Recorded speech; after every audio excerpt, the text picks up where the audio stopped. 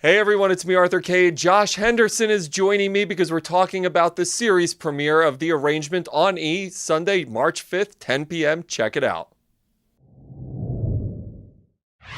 Hey everyone, it's me, Arthur Kade, and I gotta tell you, Josh Henderson, I'm so excited to see this show, The Arrangement, that you have, because I'm so fascinated with this whole concept of publicity marriages, and it's crazy what goes on in Hollywood. How realistic is this? I mean, it is crazy what goes on in Hollywood. Hollywood is a whole nother animal. But look, at the end of the day, I think that these contracted relationships have been happening for a long time. I mean, studios used to do it back in the day, and I don't know how often it still happens now. But at the end of the day, Kyle West, he's the biggest film star in the world, and he meets this girl Megan who just throws him for a loop. He's instantly connected with her in kind of a love at first sight moment, and he has to pursue this. And at the end of the day, he needs protection. So they come up with this contract, and he doesn't like it, but he knows that it's kind of necessary for his world and to have a relationship in that world. I think from what I've seen so far, she brings something out in him where he is able to feel authentic. And that's so difficult in this business. People don't realize fame is a really hard animal to tackle. Talk to me about what she brings out of him that allows him to feel authentic. At the beginning of the first episode, we know that Kyle's going through this kind of bad publicity breakup. He thought that this girl Lisbeth was the one for him, and something happens. We find out later, kind of more in depth of what went down with that relationship. But he's at a loss, and he can, I think he's kind of just like, I don't know if I'm ever going to really find the person I'm supposed to be with. And he's going through this audition process for his next film, and all these girls are coming in, and none of them impress him. He's just like, none of these girls are getting it. Like, who are these people? No one's real. I just want something real. And all of a sudden, Megan comes in and just changes his world instantly. And I think that he's like, oh my gosh, this girl just blew my mind. She is real, and this is what I'm looking for. And I gotta pursue this. I gotta figure out who is this woman who made me feel that way.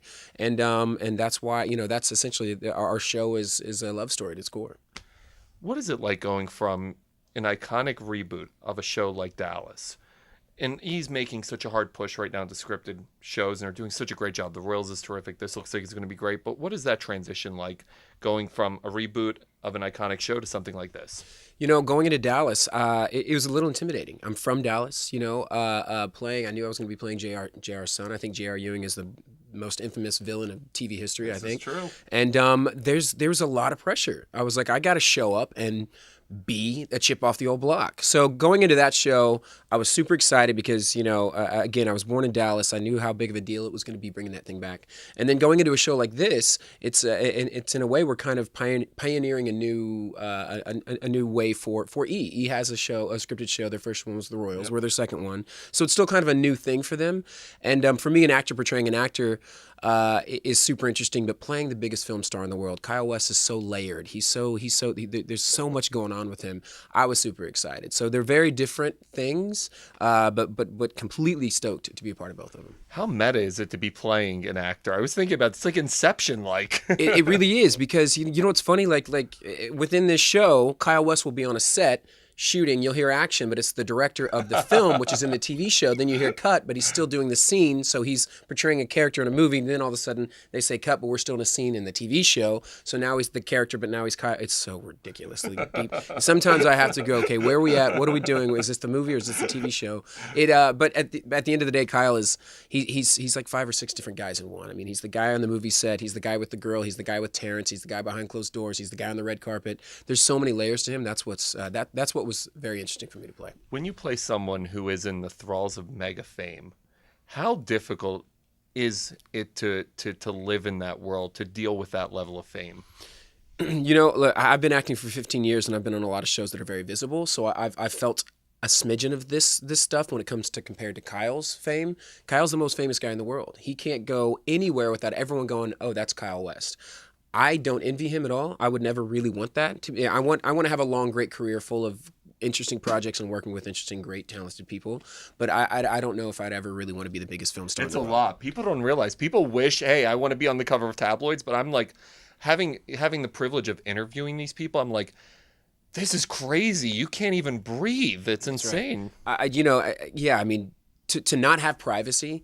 it's just, there's something I think great about life when you can just walk down the street and go get a coffee. When you can just go Food to a shopping. restaurant. That's right. Going to he can't do any of that. And in a weird way, you might feel like he's in his own prison a little bit. Like he has a beautiful home in Malibu, and he can hop on a private jet and fly to anywhere in the world. But still, you can't just go and enjoy, like, can't just go on a jog without maybe being, followed by paparazzi or asked for pictures and stuff. And so I don't envy Kyle in that way, but it's a lot of fun to play him. There have been obviously the overtones with Scientology conversation and comparing to other celebrities. Did you actually look at other situations that were in real life to do research in order to bring to this role? No, not necessarily. I mean, for me, I wanted it to try to really, go into Kyle's backstory and figure out why he's the way he is. How did he become this big, huge, massive film star? But I didn't really study anyone in particular. Kyle's a very interesting and unique guy. And he and I are a lot alike in ways where we both grew up in Oklahoma. We both have kind of a past that, like, we use stuff from our past to get to where we need to go emotionally as an actor. But otherwise, I didn't really study anyone in particular. One of the things that strikes me about you personally is how humble and nice you are. You say hello to everybody. It's amazing because you've had this heartthrob status for a long time. How are you able to stay humble in this business? It's just who I am, I think. At my core, I just really like people. I love people. I love meeting people. And at the end of the day, if I can be kind of a positive point in someone's day, I love that. If I can take a picture of someone or shake their hand or do a favor for somebody, I just that to me is what I enjoy doing, and I'm not going to ever change. I'm not going to let success change me because I just would never want to be that guy. This show is going to have a ton of twists and turns because I know the Royals does. I know he's going to bring the heat on this one. What are some of the twists and turns people can expect? Well, it starts off in this kind of again at the core of our show, it's a love story, right? But it starts off happy and whimsical, and it gets dark really quickly. That's what I like about the show. I think the most interesting character in the show is the Institute of the Higher Mind. I mean, it just throws a curveball every episode. You're like, what is that place? Why is Terrence the way? What's going on with Terrence's and Kyle's relationship? Like, it gets. As soon as people think they figure out what our show is, we're gonna flip them on their head.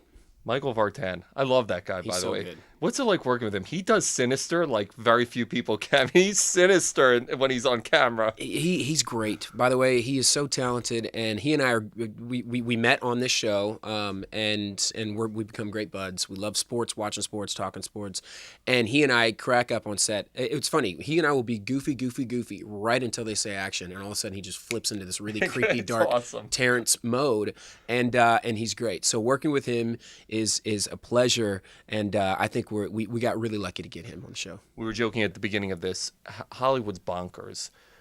What makes Hollywood so crazy? Now existing in the industry for 15 years, how crazy is it?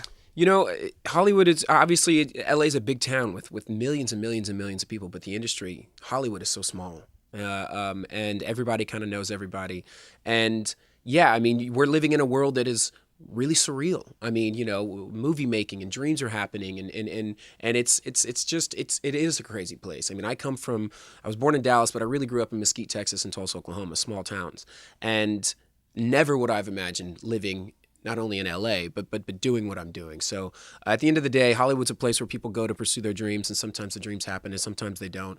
But it's a great place. Were there ever times, and you've had success at a young age, but were there ever times where things didn't go the way you were hoping they would go and you thought about giving up, or it was a struggle? No, not ever really giving up, because I've been so blessed to really have a career. I mean, I planned on playing baseball for a living is what I wanted to do. And at 18 years old, somehow I got this record deal in a TV show, and I was like, okay, what do I do? I know nothing about the entertainment industry. It terrifies me. I love baseball, so and I went with this. And it turned into this 15-year career so far, and I don't take it for granted. I mean, every job is like the first day of school. New people you're working with, a new location, a new story, and I just feel so blessed to be doing this. How does growing up in the business change you? What's been the evolution that you've seen in yourself? Just kind of getting used to when I first came to Hollywood and LA, and I first started to get success.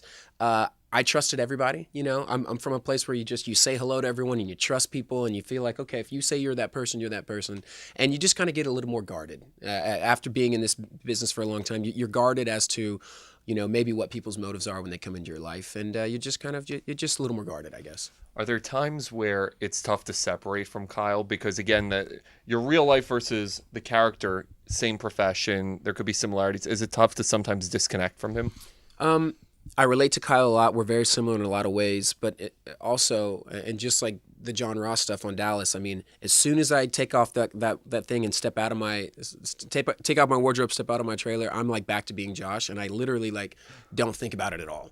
So I leave the character in the trailer, and then when I go home, it's just like I separate, and I'm myself. I can't wait to see the show, man. Cool. Like I said, I'm so fascinated by this topic, and Hollywood's existing in it. It's a crazy place, and I can't wait to see the way E takes this take on the show. So congratulations. I think it's going to be a big hit for you guys. I think you're going to love it.